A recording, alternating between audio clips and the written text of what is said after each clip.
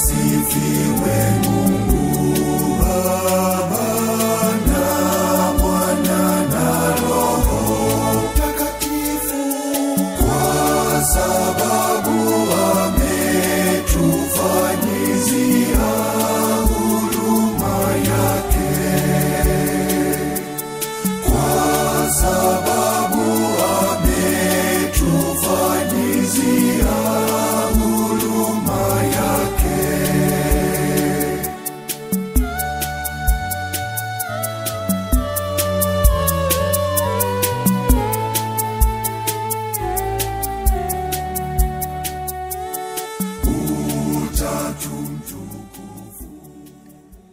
Wapendwa taifa la Mungu, karibuni katika tafakari ya neno la Mungu tunapoadhimisha sherehe ya Utatu Mtakatifu, ikiwa ni Dominika ya kwanza tu baada ya kuadhimisha sherehe ya Pentekoste. Somo la kwanza ni la kitabu cha Mithali sura ya 8 aya ya 22 hadi aya ya 31. Somo la pili ni la waraka wa Mtume Paulo kwa Warumi sura ya 5 aya ya kwanza hadi aya ya 5. Na somo la tatu ni la Injili takatifu ilivyoandikwa na Yohane sura ya 16 aya ya 12 hadi aya ya 15. Tusikilize Injili takatifu. Yesu aliwaambia wanafunzi wake, ningali ninayo mengi ya kuwaambia, lakini hamwezi kuyastahimili hivi sasa. Lakini yeye atakapokuja, huyo Roho wa ukweli atawaongoza, awatie kwenye kweli yote. Kwa maana hata nena kwa shauri lake mwenyewe, lakini yote atakayoyasikia atayanena, na mambo yajayo atawapasha habari yake. Yeye atanitukuza mimi, kwa kuwa atatwaa katika yaliyo yangu na kuwapasha habari. Na yote aliyonayo Baba ni yangu. Kwa hiyo nalisema ya kwamba atatwaa katika yaliyo yangu na kuwapasheni habari. Injili ya Bwana. Wapendwa taifa la Mungu, sherehe ya Utatu Mtakatifu ambao unafafanuliwa kama Mungu mmoja, nafsi tatu, inaleta muunganiko wa namna Mungu alivyojifunua kwa mwanadamu katika historia ya wokovu. Ni fundisho la imani ambalo linazidi kuwa fumbo kwa mwanadamu kadiri anavyotaka kuelewa, na hii ni kutokana na mpaka wake katika uwezo wa kufikiri.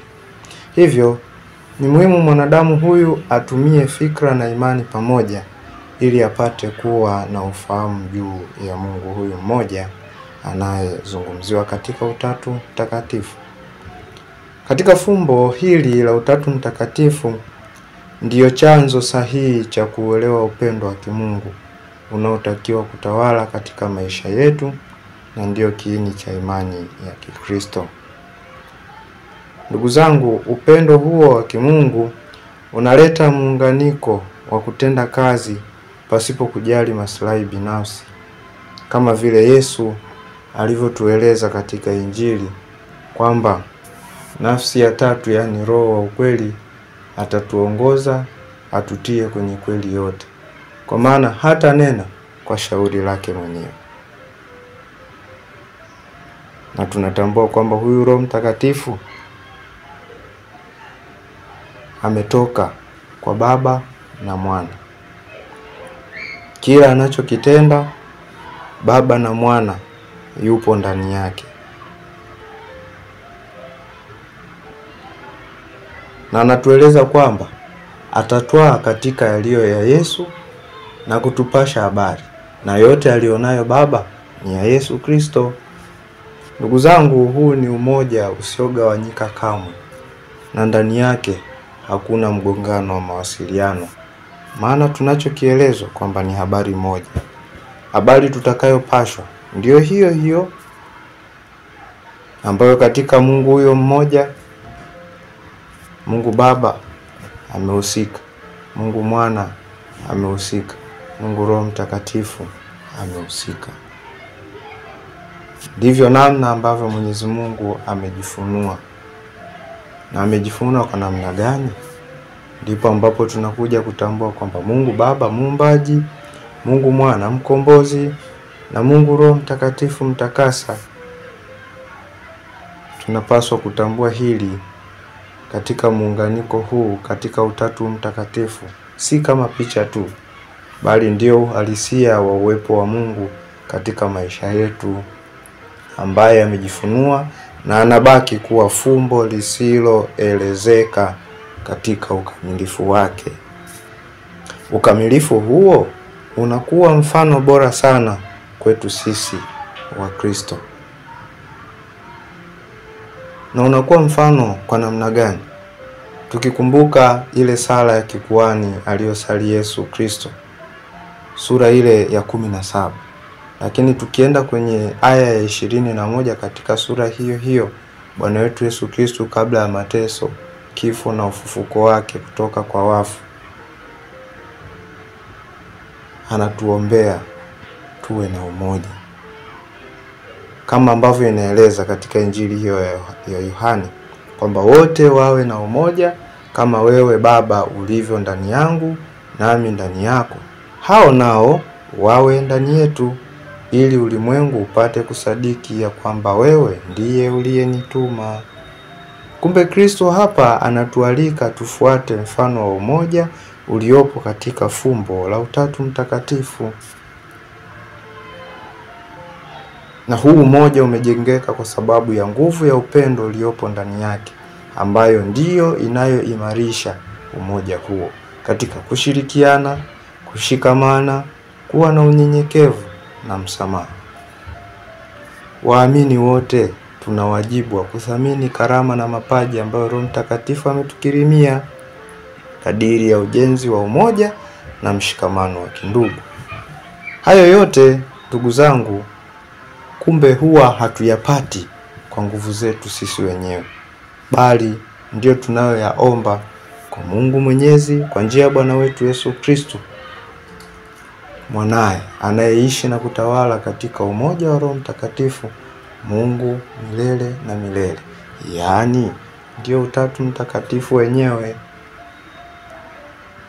Baba Mtakatifu katika katekesi yake siku ya Jumatano tarehe 11 mwezi wa 6 mwaka huu 2025 ametualika kuandaa nyoyo zetu ili ziweze kuwa makazi ya fumbo hili la Utatu Mtakatifu na kufanya tafakari ya kina kuhusu fumbo hili la Utatu Mtakatifu. Lakini katika familia tunapata fundisho gani juu ya Utatu Mtakatifu? Rejea Katekisimu ya Kanisa Katoliki namba 2205 ambayo inatuelezea kwamba familia ya Kikristo ni umoja wa watu, ishara na mfano wa umoja wa Baba na Mwana katika Roho Mtakatifu. Kumbe kazi ya familia ya uzazi na malezi ya watoto hunurisha kazi ya Baba ya uumbaji. Na familia hiyo inaitwa kushiriki sala na sadaka ya Kristo. Sala ya kila siku na somo la neno la Mungu huimarisha sana upendo ndani yake. Kwa hiyo familia ya Kikristo ina kazi ya uinjilishaji na umisionari. Kumbe taifa la Mungu, wanafamilia wote, iwe baba, iwe mama, iwe watoto, tuna wajibu wa kutengeneza mazingira mazuri ya kuhakikisha kwamba tunafanya kazi ya uinjilishaji na umisionari.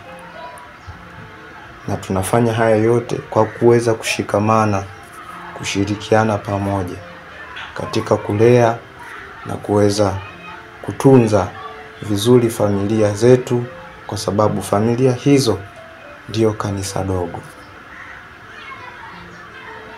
Wapendwa taifa la Mungu, tuzidi kuombeana na kuweza kuombea familia zetu kuombea jumuiya zetu ndogo ndogo, kuombea parokia zetu, kuombea majimbo yetu, na kuweza kuombea ulimwengu mzima ukapate nuru, na umoja huu uzidi kuwa nguzo imara kama ambavyo ilivyo katika Utatu Mtakatifu. Awabariki na kuwalinda Mungu Mwenyezi, Baba na Mwana na Roho Mtakatifu. Amina.